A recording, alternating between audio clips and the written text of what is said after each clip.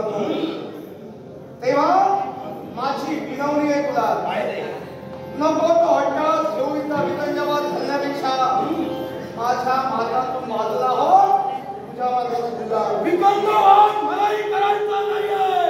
अरे सामोपचाराला तू जर करत असशील तर काय गरज त्या वितंजवादाची? सामोपचाराचा बोल ऐकायला मी मोठा मंदिर नाहीये. मी माझ्या मनाचा नाहीये. तेव्हा तुझा ऐकून बोलणारा जीवनात मी नव्हे. जर का तू तुझ्या मनाचा मंदिर असशील तर मी सुद्धा माझ्या हट्टाचा अंत निघेल. माझ्या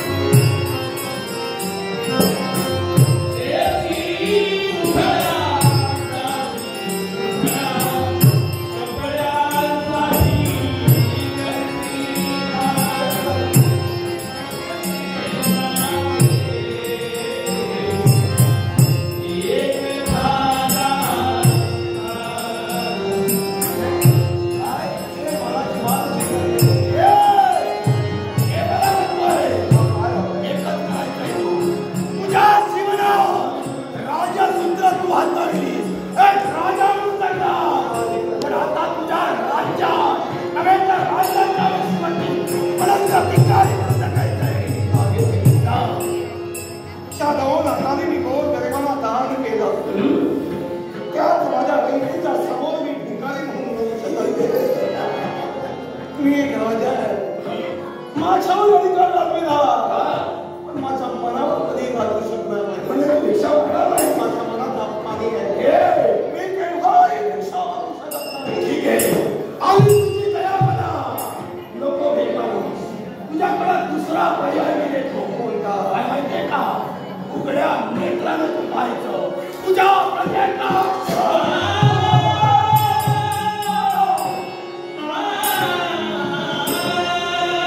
स्वतःच्या जीवापेक्षा त्यांच्यावरील माझ्या मोय बघण्यासाठी माझा देव चंद्रावरी चिरविला. की त्या बंधूच्या रक्षणासाठी दिवसा छापून ढाल गेली.